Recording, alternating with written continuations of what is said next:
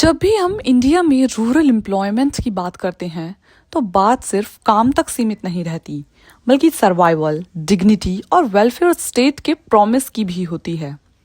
साल 2005 में मनरेगा ने पहली बार काम को एक लीगल राइट बना के रूरल इंडिया की डेफिनेशन ही बदल दी। लेकिन अब सरकार जब मनरेगा की जगह विकसित भारत गारंटी फॉर रोजगार और आजीविका बिल लाने जा रही है, तो सवाल ये नहीं है कि रोजगार मिलेगा या नहीं, बल्कि ये है कि क्या सरकार राइट बेस्ड सोशल सिक्योरिटी से हटकर एक मिशन बेस्ड वेलफेयर मॉडल की तरफ बढ़ रही है। ये बदलाव सिर्फ स्कीम का नहीं, बल्कि भारत की वेलफेयर फिलॉसफी का टेस्ट है और इसीलिए ये टॉपिक बहुत ही इम्पोर्टेंट हो जाता है डिस्कशन के लिए। Hello and welcome viewers.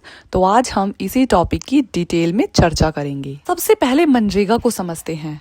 Mahatma Gandhi National Rural Employment Guarantee Act 2005 ये एक राइट बेस्ड लेजिस्लेशन है जो रूरल हाउस होल्ड को साल में कम से कम 100 दिन के वेज एम्प्लॉयमेंट लीगल गारंटी देता है। इस स्कीम की सबसे बड़ी खासियत यह है कि ये डिमांड ड्रिवन है, मतलब काम तब दिया जाता है जब गांव के व्यक्ति काम मांगेंगे। अगर 15 दिन के अंदर काम नहीं मिलता तो अनएम्प्लॉयमेंट अलाउंस देना स्टेट की लीगल रिस्पॉन्सिबिलिटी बन जाती है।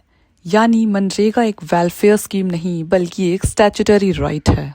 अब सरकार जो नया रूरल एम्प्लॉयमेंट बिल प्रपोज कर रही है, उसकी अप्रोच थोड़ी अलग है।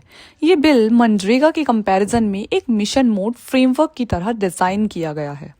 यहाँ फोकस सिर्फ रोजगार देने पर नहीं, बल्कि लाइवलीहुड क्रिएशन, रूरल एसेट्स और प्रोडक्टिविटी पर ज्यादा है। सरकार का कहना है कि पुराना मॉडल सिर्फ शॉर्ट टर्म एम्प्लॉयमेंट तक सीमित था, जबकि नया bill long term rural development को टारगेट करेगा।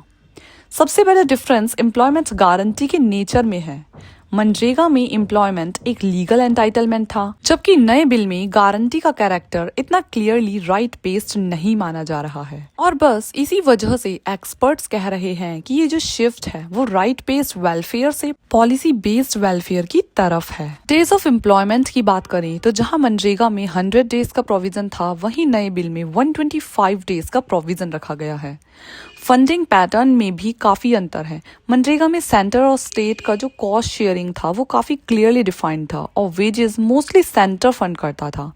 नए बिल में फंडिंग स्ट्रक्चर ज्यादा फ्लेक्सिबल बनाया जा रहा है, जिसमें स्टेट को इम्प्लीमेंटेशन में ज्यादा डिस्क्रिशन मिलेगी। अब यहाँ सबसे बड़ी डिबेट आइडियोलॉजी की है।